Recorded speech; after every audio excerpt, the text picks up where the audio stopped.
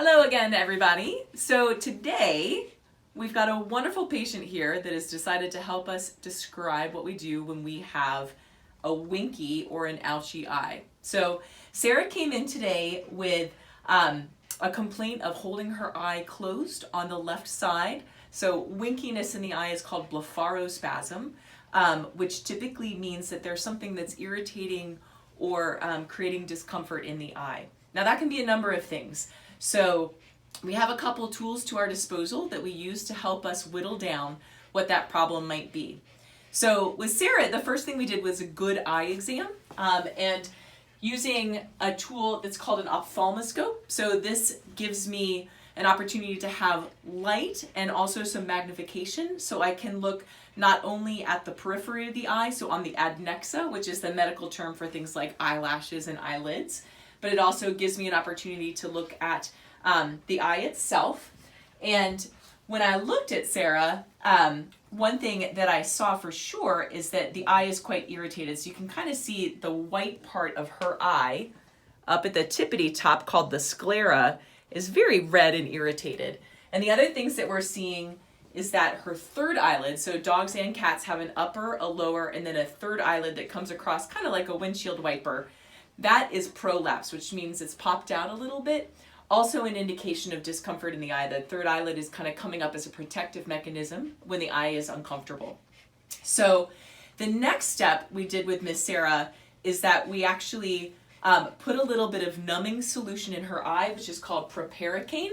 So it's a little topical anesthetic drop. We applied that so that she wouldn't feel anything. And the next thing we did is we used this instrument, which is called a tonapen. So a tonapen is a really handy dandy instrument we use to check the pressures of the inside of the eye. So the eye is a globe. It's like a perfect balloon all filled up, and it has a ideal pressure that it maintains.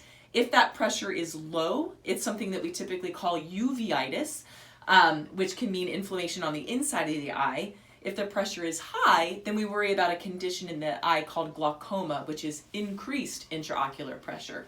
So this tool helps us measure the IOP, and essentially we push a little button and this little bulb comes out with little puffs of air and just gently taps the cornea and gives us a specific reading on, the cornea is the outside of the eye, gives us a specific read on what the internal pressure is of the eye. So a really handy tool. It doesn't hurt at all.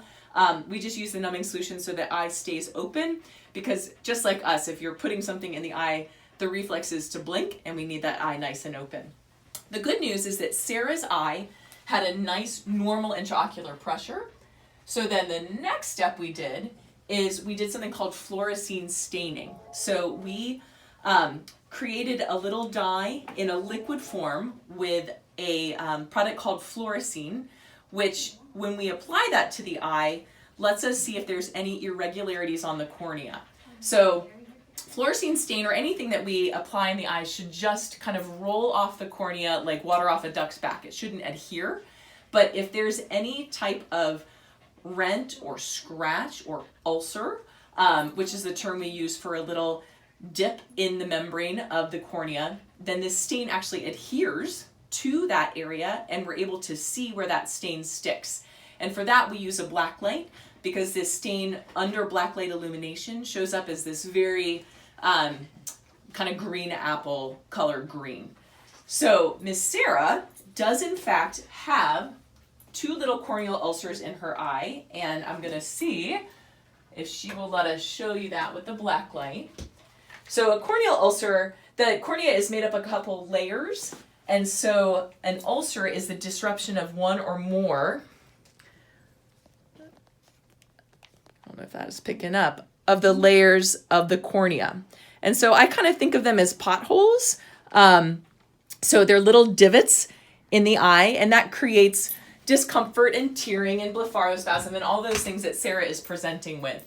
So what we're going to do for Sarah's ulcer is we're first going to debride it, which means it's been present for about 7 to 10 days based on the duration of her symptoms. So we're going to try to help smooth out the edges of that so that when the cornea heals, it doesn't have to kind of go down and try to heal. It can come across very smoothly and heal back together. And in the meantime, while we're allowing that cornea to heal, she's going to be heading home with some drops to help protect from infection. Certainly some drops for comfort, and then we're actually going to make a little dropper of some of her serum, which is the spun down version of her blood, which helps brings healing elements to help that heal faster. So Sarah will soon be on her way to a much more comfortable eye. Thanks.